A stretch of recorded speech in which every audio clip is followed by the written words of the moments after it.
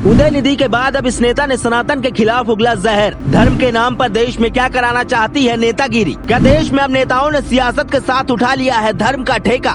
धर्म के सहारे सियासत चमकाने की ये राजनीति कब खत्म होगी। घटिया बयानबाजी के बीच नेता ने गृह मंत्री को भी ललकारा।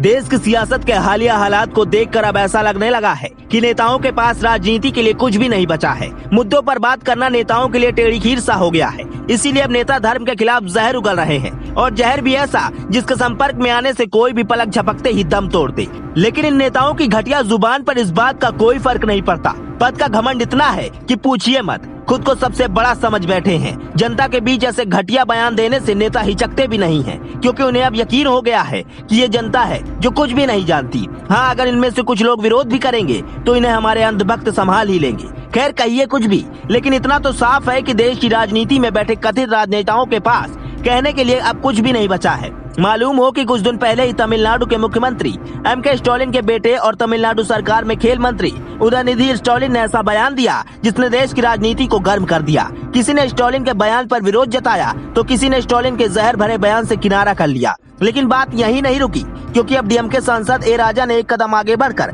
विवादित बयान दिया है, या यूं कहें कि घटिया बयानबाजी की है, जिसकी जितनी निंदा की जाए कम है। दरअसल डीएमके सांसद ए राजा ने अपने बयान में सनातन धर्म की तुलना HIV से की। साथ ही केंद्रीय गृह मंत्री अमित शाह को बहस के लिए खुली चुनौती भी दे डाली। ए राजा ने सनातन धर्म विवाद पर टिप्पणी करते हुए कहा, उदयनिधि ने जो भी बोला है वो काफी कम है। उन्होंने सिर्फ मलेरिया और डेंगू कहा है, लेकिन ये ऐसी बीमारी नहीं है जिन्हें समाज में घिनौना कहा जाता है। अगर आपको सनातन को परिभाषित करना है तो आप HIV को देखिए। समाज के लिए सनातन ऐसे ही काम करता है। लेकिन ए राजा इतने पर ही नहीं रुके। राजा ने आगे कहा, अगर प्रधानमंत्री बैठक बुलाए और मुझे अनुमति दे तो मैं भी सभी कैबिनेट मंत्रियों को जवाब देने के लिए तैयार हूँ। मैं समझाऊंगा कि सनातन धर्म कौन सा है, उसके बाद आप निर्णय करें।